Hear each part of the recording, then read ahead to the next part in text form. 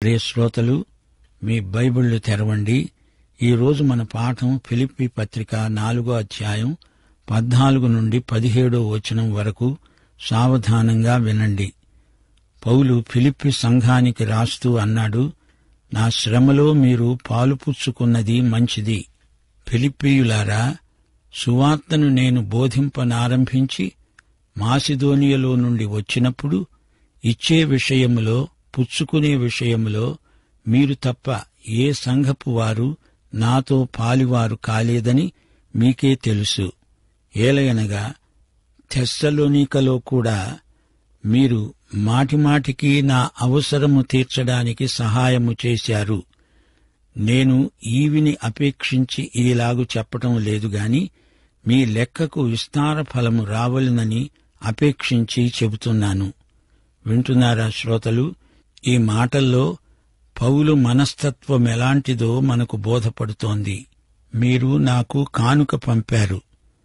మీకు నేనెంతో కృతజ్ఞుణ్ణి. నా శ్రమలలో నన్నెంతో ఆదరించారు. మీకు వ్యక్తిగతంగా నా వందనాలు చెబుతున్నాను. ఫిలిప్పీ సంఘం ఒక మంచి ముత్యం లాంటిది. ఇలాంటి స్థానిక సంఘాలు ఇంకా కొన్ని ఉన్నాయి. దేవునికి స్తోత్రం. వారిలో మంచి సహవాసం, సహోదరత్వం ఉంది. దేవుడంటే, సేవ అంటే ఫిలిప్పీ సంఘస్థులకు ఎంతో శ్రద్ధ. దేవుడు వారిని ఎంతగానో ఆశీర్వదించాడు. ఫిలిప్పీ సంఘం పౌలుకు ఎంతో ప్రియమైనది. తనకు ఆదరణగా కానుకలు పంపారు. పౌలు వారికి అపొస్తలుడు. తమకు దేవుడు పంపిన రాయబారి. పౌలు అంతటి వానికి తాము కొంచెమో గొప్పో సాయపడగలిగినందుకు వారికెంతో సంతోషంగా ఉంది. అపొస్తల కార్యములు 16, 17 అధ్యాయాలలో రాయబడిన ప్రకారం పౌలు ఫిలిప్పీ నుండి వెళ్లిపోవాలని అధికారులు ఆదేశించారు. అప్పుడు పౌలు ఫిలిప్పీ నుండి తెస్సలోనికకు వెళ్లాడు. అప్పుడు కొందరు పౌలు ప్రకటించిన సువార్తను ప్రతిఘటించారు. అప్పుడు పౌలుకు సాయపడింది ఫిలిప్పీయులే. తనకు వారెన్నో కానుకలు పంపించారని పౌలు ఇక్కడ జ్ఞాపకం చేసుకుంటున్నాడు. నేను చూచింది మీ కానుకలను కాదు, వీటి వల్ల దేవుడు మిమ్మల్ని ఎంతో దీవించాడు. వారు చేసిన ఈ గొప్ప కార్యానికి దేవుడు వారినెంతగానో అభివృద్ధిపరిచాడు. ఇది చూచి పౌలు ఎంతో సంతోషిస్తున్నాడు. పౌలు శ్రమలను వారు పంచుకుంటున్నారు. పౌలు సువార్త సేవలో వారికి భాగస్వామ్యం, పాలిభాగం ఉంది. ఇంతకు పౌలు ఏమంటున్నాడు? నా కష్టాలలో మీరు తోడ్పడము మంచిదే. మొదట నేను సువార్త ప్రకటించిన తరువాత మాసిదోనియ నుండి బయలుదేరాను. ఆ తరువాత ఇచ్చి పుచ్చుకోవడంలో మీరు తప్ప మరి ఏ సంఘం వారు రాలేదు. ఫిలిప్పీయులారా, ఇది మీరు బాగా ఎరుగుదురు. నేను తెస్సలోనికయలో ఉన్నప్పుడు కూడా మీరు నా అక్కరలను మాటిమాటికి తలంచుకున్నారు, నాకు సాయం అందించారు. నాకు ఈవి కావాలని నేనిలా మాట్లాడడం లేదు. మీ లెక్కకు లాభం సమకూడాలనే నా ఆశ. ఇవ్వడం విషయంలో, అనగా దాతృత్వంలో అది ఆదర్శప్రాయమైన సంఘం. 2 కొరింథీ 8వ అధ్యాయం 1 నుండి 5వ వచనం వరకు మాసిదోనియ సంఘానికి అనుగ్రహింపబడి ఉన్న దేవుని కృప. వారు బహుశ్రమ వలన పరీక్షించబడినా అత్యధికంగా సంతోషించారు. వారు నిరుపేదలే అయినా వారి దాతృత్వము బహుగా విస్తరించింది. ఈ కృపలో పరిశుద్ధుల కోసమై ఈ పరిచర్యలో పాలు పొందటంలో మనఃపూర్వకంగా మమ్ములను వేడుకున్నారు. తమ సామర్థ్యాన్ని మించి తమంతట తామే ఇచ్చివేసుకున్నారు. మొదట ప్రభువుకు, దేవుని చిత్తం వలన మాకు తమను తామే అర్పించుకున్నారు. ఇంతగా చేస్తారని మేమనుకోలేదు. శ్రోతలు చూచారా? ఇది కృపాదాతృత్వం. అపొస్తలుల కార్యములు 17వ అధ్యాయం 1వ వచనంలో పౌలు తెస్సలోనియకు వచ్చాడు అని చెప్పబడింది. అప్పుడు ఫిలిప్పీ సంఘస్థులు పౌలును ఆదరించారు. తెస్సలోనిక నుండి బెరియాకు వెళ్లి అక్కడ కూడా పౌలు సువార్త ప్రకటించాడు. తాము తమ అపొస్తలుణ్ణి ఎంత ప్రేమించారో చూపడానికి ఫిలిష్తీయులు ఎంతో ముందుకు వచ్చారు. ఈ ఉపకారాన్ని పౌలు మరువలేదు. ఫిలిప్పీ వారి పట్ల పౌలుకు ప్రత్యేక శ్రద్ధ, ఆసక్తి, ప్రేమ ఉన్నాయి అనటంలో ఎట్టి సందేహము లేదు. మరే సంఘము ఫిలిప్పీయుల్లాగా ప్రేమను వెల్లడించలేదు. ఈ విషయంలో కొరింథీయులు ఏమనుకున్నారు? 2 కొరింథీ 11:7-12 వరకు పౌలు వారిని కఠినంగా గద్దించాల్సి వచ్చింది. పౌలన్నాడు, మిమ్ములను హెచ్చించాలని మీకు దేవుని సువార్తను ఉచితముగా ప్రకటిస్తూ నన్ను నేను తగ్గించుకున్నాను. ఇది నేను చేసిన పాపమంటారా? మీకు పరిచర్య చేయడానికి నేను ఇతర సంఘముల వలన జీతము పుచ్చుకొని వారి ధనం దొంగిలించిన వాణ్ణి అయ్యాను. నేను మీ వద్ద ఉన్నప్పుడు నాకు అక్కర కలిగి ఉండగా నేను ఎవరి మీద భారము మోపలేదు. మాసిదోనియ నుండి సహోదరులు వచ్చి నా అక్కర తీర్చారు. ప్రతి విషయములో నేను భారముగా ఉండకుండా జాగ్రత్త పడ్డాను. ఇక ముందు కూడా జాగ్రత్త పడతాను. క్రీస్తు సత్యము నాయందు ఉండడము వలన అకయ్య ప్రాంతములయందు నేనిలాగు అతిశయపడకుండా నన్ను ఆటంకపరచడం ఎవరి తరమూ కాదు. ఎందుకని? నేను మిమ్ములను ప్రేమించలేదనా? అది దేవునికే తెలుసు. అతిశయ కారణము వెదికేవారు ఏ విషయంలో అతిశయిస్తున్నారో ఆ విషయంలో వారు మావలనే ఉన్నారని కనబడే నిమిత్తము వారికి కారణము దొరకకుండా కొట్టివేయడానికి నేను చేస్తున్న ప్రకారమే ఇక ముందు చేస్తాను. ఇంతకు ఈ సందర్భంలో పౌలు అంటున్నదేమిటి? నేనిప్పుడు చేస్తున్నది ఇక ముందు చేస్తాను. కొందరు మాలాగే ఉన్నట్లు కనబడాలని అతిశయిస్తున్నారు. అలాంటి అవకాశం వారికి చిక్కకుండా చేస్తాము. అసలు సంగతి ఏమిటంటే, అబద్ధ బోధకులు వచ్చి కొరింతు వారి దగ్గర ధనం సేకరిస్తున్నారు. వారు తాము పౌలుతో సమానం అనుకుంటున్నారు గాని ఉచితంగా సువార్త ప్రకటించటంలో వారు తనకు సమానులు కారని పౌలు రుజువు చేస్తున్నాడు. ఈ తేడా చూపించడం ఇలాగే కొనసాగుతుందని పౌలు ఖండితంగా చెబుతున్నాడు. నాకు మీ నుండి కానుకలు రావాలనే ఉద్దేశ్యం నాకు లేదు. అయినా మీరు తెచ్చిన ఈ ప్రేమ కానుక నా హృదయాన్ని స్పృశించింది. నాకెంతో సంతోషం కలిగింది. నాకేమీ కొదవలేదు. నాకు అన్నీ ఉన్నాయి. మీ దాతృత్వం దేవుని దృష్టిలో ఎంతో అమూల్యమైనది. ప్రియ శ్రోతలు, వింటున్నారా? పరిస్థితులు ఎలా ఉన్నా పౌలుకు తృప్తి ఉంది. అయితే ఫిలిప్పీయులు తమ కాపరి అయిన ఎపఫ్రొదితు ద్వారా పంపిన కానుకలకు కృతజ్ఞతలు చెబుతున్నాడు. ఫిలిప్పీ సంఘస్థులు పౌలు అవసరమేదో గ్రహించిన వారై ఆయనకు కొంత చేయూతనిచ్చారు. ఇది పౌలుకు ఎంతో ఆదరణ గొల్పింది.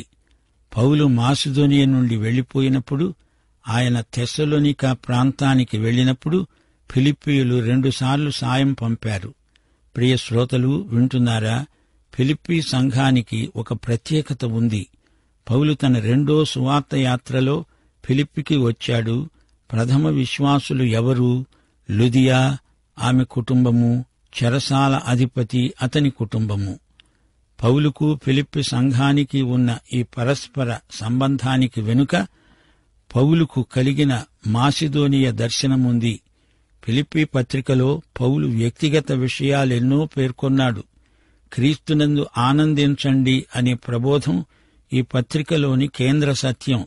దేవుని బిడ్డలు వారి మనస్తత్వం ఎలా ఉండాలో జాగ్రత్త పడాలి. ఈ పత్రికలో ఇదే సందేశం పునరుద్ఘాటించబడింది. ఒక వ్యక్తి యొక్క జీవిత విధానం అతని మానసిక స్థితిని బట్టి ఉంటుంది.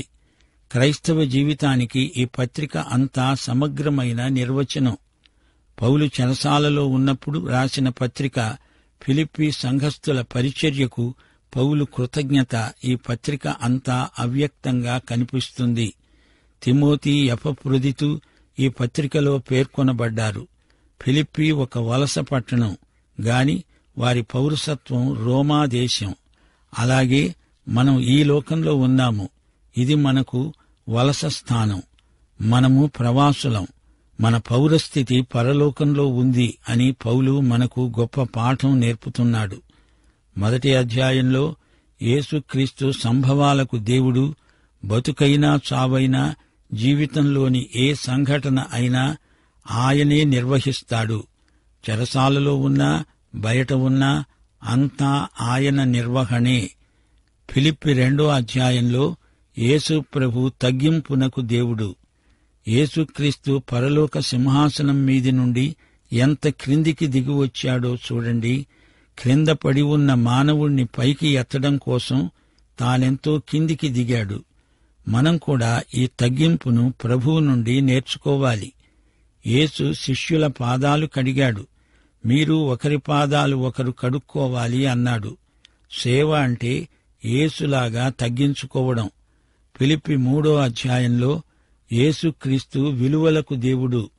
ఆధ్యాత్మిక విలువల కోసం తాత్కాలికమైన భౌతిక లాభాలను విడిచిపెట్టాలి. పౌలు అలాగే యేసు పునరుత్థాన శక్తి కోసం తనకున్నదంతా నష్టపరుచుకుని పెంటతో సమానంగా ఎంచుకున్నాడు. ప్రియ శ్రోతలు వింటున్నారా? ప్రతి అధ్యాయంలో యేసుక్రీస్తు చిత్రపటం తేటగా కనిపిస్తోంది. 4వ అధ్యాయంలో యేసు ప్రభు ఆనందానికి దేవుడు. యేసు ప్రభు యొక్క ఆనందం మనలో ప్రవర్తిల్లుతుంది. క్రీస్తునందు హెచ్చరిక, ప్రేమ వలన ఆదరణ, ఆత్మయందు సహవాసం, దయారసము, వాత్సల్యము గలవారై, ఏక మనస్సు, ఏక ప్రేమ, ఏక భావము గలవారై ఒక్కదానియందే మనస్సుంచి నా సంతోషాన్ని సంపూర్ణం చేయండి అని పౌలు అడుగుతున్నాడు. ఇదే ఈ పత్రిక యొక్క ఫలశ్రుతి. ఫిలిప్పీ సంఘ నిర్మాణం దేవుని నిత్య సంకల్పం. జగత్తు పునాది వేయబడకమునుపే ప్రేమ చేత క్రీస్తులో ఆయన మనలను ఏర్పరచుకున్నాడు. ఫిలిప్పీ సంఘం నుండి సువార్త ఐరోపా ఖండానికి ప్రసరించడానికి దేవుడు చేసిన సృజనాత్మకమైన ఏర్పాటిది. త్రోయలో ఉండగా మాసిదోనియా దర్శనం చూచాడు పౌలు. దానికి ఫలితమే ఫిలిప్పి సంఘం. ఐరోపా ఖండంలో మొట్టమొదట స్థాపించబడినది ఈ ఫిలిప్పి సంఘం. అక్కడే పుతోను దయ్యం పట్టిన చిన్నదానికి విడుదల కలిగింది. ఫిలిప్పి సంఘం మొదట 2 కుటుంబాలతో మొదలైంది. లుదియ కుటుంబం, 2 ఫిలిప్పి చెరసాల అధిపతి కుటుంబం. పౌలు సువార్త యాత్రలు చేశాడు, సంఘాలు స్థాపించాడు. ఫిలిప్పి సంఘస్థులు పౌలుకు చేదోడు వాదోడుగా ఉన్నారు. తెస్సలోనిక, కొరింథీ ప్రాంతాలలో పౌలు పర్యటిస్తూ ఉండగా ఫిలిప్పి సంఘస్థుల సహాయం పౌలుకు ఎంతో ఆదరణ కలిగించింది. రోములో నిర్బంధంలో ఉండగా ఎపఫ్రొదితు స్వయంగా వచ్చి ఆయనకెంతో పరిచర్య చేశాడు. పౌలీయ ప్రబోధాలు ఫిలిప్పి సంఘాన్ని ఎంతగానో ప్రభావితం చేశాయి. ఫిలిప్పి సంఘానికి ఫిలదెల్ఫియా సంఘం పోలికలెన్నో ఉన్నాయి. ప్రకటన గ్రంథంలో యేసు ప్రభువు ఫిలదెల్ఫియా సంఘానికి ఉత్తరం రాశాడు. ఫిలదెల్ఫియా మంచి సంఘం, లవొదికయ భ్రష్ట సంఘం.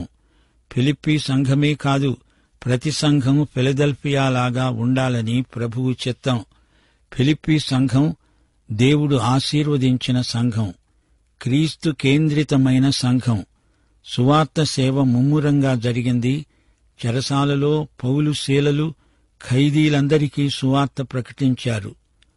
పాటలు పాడారు. చెరసాల పునాదులు కదిలాయి. చెరసాల అధిపతి వాక్యం విన్నాడు. ఖైదీలెవరూ పారిపోలేదు. ఆత్మహత్యా ప్రయత్నం విరమించుకున్నాడు. అతనిలో గొప్ప పరివర్తన కలిగింది. అయ్యలారా, రక్షణ పొందాలని ఉంది, నన్నేం చేయమంటారు అని అడిగాడు. ప్రభువైన యేసునందు విశ్వాసముంచు, అప్పుడు నీవు నీ ఇంటివారు రక్షించబడతారు. ఆ చెరసాలలోని ఖైదీలు కూడా కొందరు రక్షించబడి ఉండవచ్చు. ఈ విధంగా ఫిలిప్పి సంఘం మొదలైంది. రోమాపత్రికలో, ఫిలిప్పి పత్రికలో సువార్తను గురించి ఎక్కువ ప్రస్తావించబడింది. క్రీస్తునే ప్రకటించాలి, క్రీస్తే మనం ప్రకటించే సువార్త.